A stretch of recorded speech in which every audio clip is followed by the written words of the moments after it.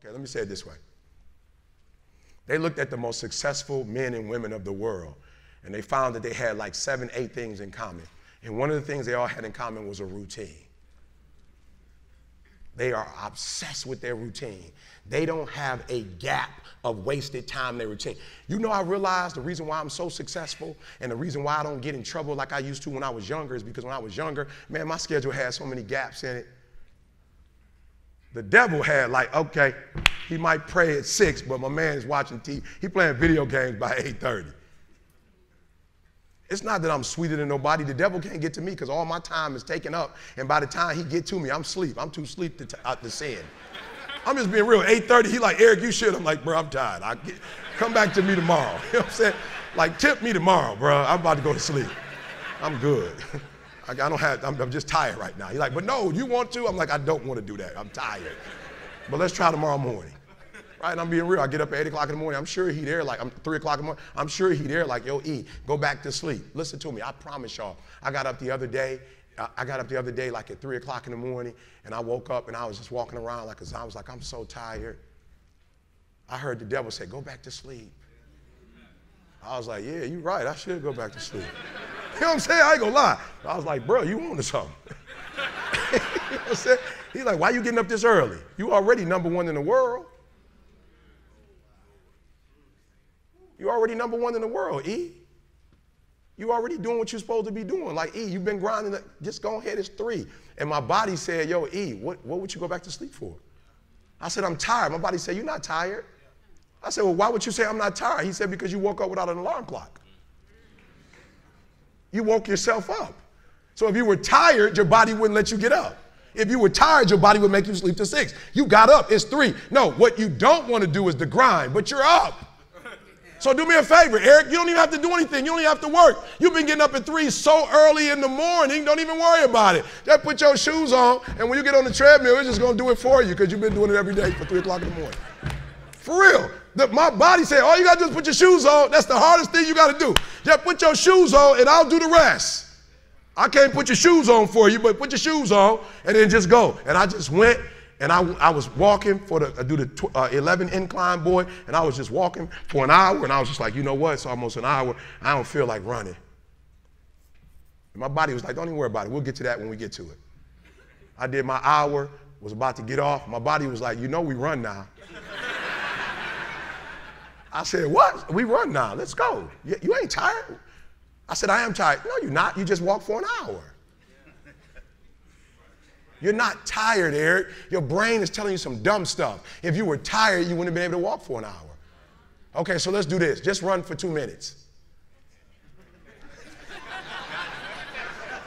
I'm trying to help somebody right now go to a whole nother level. The Bible says the reason why you go back to sleep is because you've always gone back to sleep.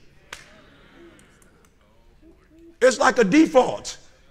You go back to sleep because all you got to do is stop going to sleep, and then you're going to stop going to sleep. All you got to do is stop fussing and cussing, and you're going to stop fussing and cussing. All you got to do is stop spending all the money you got and start saving it. Listen to me. I became #1 in the world. I became a millionaire not because I made more money. I became a millionaire because they told me millionaires only live off of 30% of their income. I want to make it plain for you. I became a millionaire because I did what millionaires did. I stopped living off 100%. I paid my tithe, and then I was like, all right, E, you only got 20% left. Put the rest up.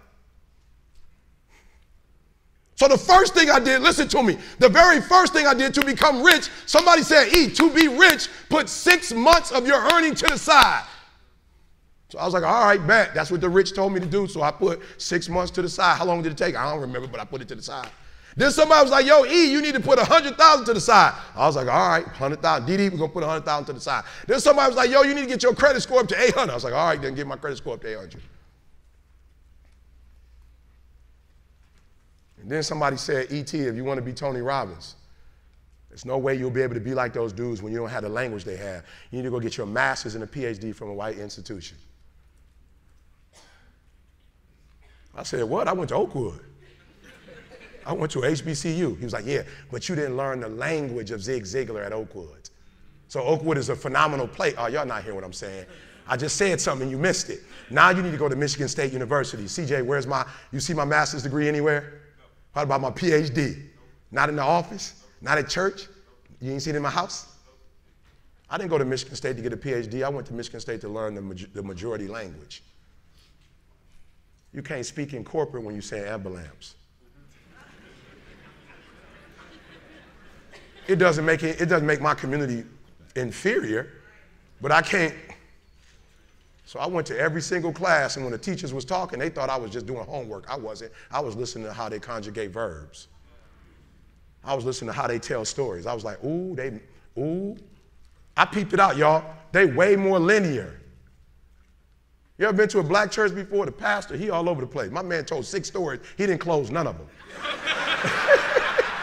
My man had told 6 stories, I promise you. I don't know what you know what I'm saying? But in the hood, you just got to, you know what, you finish it for him. He was like, this is what he was going to say. But he never said it, though. My man started 6 stories. He ain't finished none story. So I realized when you do corporate, it's A, B, C, D, E, F. It's 1, 2, 3, 4, 5. It's topic, body, body, body. It's topic, support, support, support, conclusion. I didn't go to school. I'm not no kid. I don't need nobody 4.0. I don't need to be affirmed. I don't need your paper on my wall. I need your language, though, if I'm going to compete. I need your rules if I'm going to compete. I need your codes if I'm going to compete. The problem with most of you is you don't have a 1% language. You got a poverty language. No, I want to help you real quick.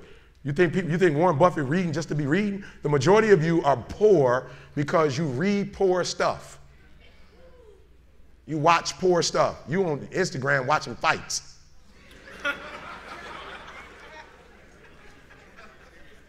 For real, you just scrolling through like you ain't got a life. For real, some of y'all on Instagram, you on there for 30 minutes. If I ask you what you saw, you don't even know. You just scrolling through. That's a poverty mindset. Rich people don't waste time. They realize it's their most important commodity. They don't watch a lot of TV. They don't do a lot of entertainment. If they're not working, they're studying their craft and getting better at their craft. Oh, okay, I'm sorry. Okay, let me say it one more time. There was a language that I needed to learn. Does it mean I need to abandon the language that I learned? Absolutely not. Does it mean I need to put on a shirt and tie? Listen to me. When I do corporate, I promise you, I look like this. I probably don't look this good. Sometimes I got on shorts and a t-shirt. In corporate, why? Because I don't need to necessarily conform. They're not asking me to come to dress up. But I'm so good at what I do, they don't even require a suit. Are you hearing what I'm saying? Some of us don't want to wear a suit, but you're not on that level, though. Or you want to wear a suit and act as if your suit is going to compensate for what you are inferior at. Your suit don't make your language sweet. For real, some of you wear suits because you think like you're going to impress somebody with a suit, and you might get in the door, but sooner or later they're going to find out who you are. So I need you to stop having the poverty mindset. So when I quit my job to be an entrepreneur, my mom was like, whoa, what are you doing? I was like, I'm quitting. My mom was like, don't you dare quit. You're going to embarrass me. You got a wife and kids. Does YouTube have insurance? Does YouTube have a 401k? And I was like, yo, Mom, I ain't trying to be funny and I ain't trying to be disrespectful. I love you, but you can't teach me how to be a millionaire because you're not one. You come from the working class, and I'm not mad at you, Ma. We wouldn't be where we are without you, but you told me that every generation is supposed to get better. So I'll take your values, but I won't take your work ethic. Because rich people don't work, they think.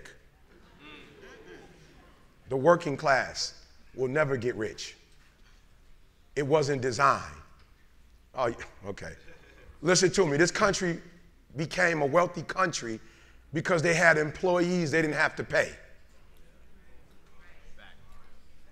That's not like a rocket science.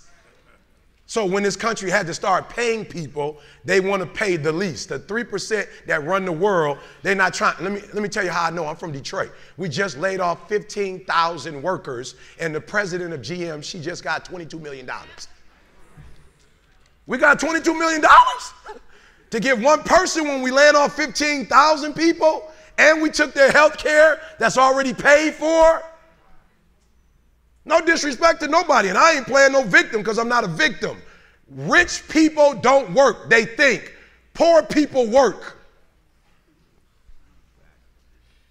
Poor people go, clock in, I make this much an hour. Rich people go, I put them to work, and I make this much an hour.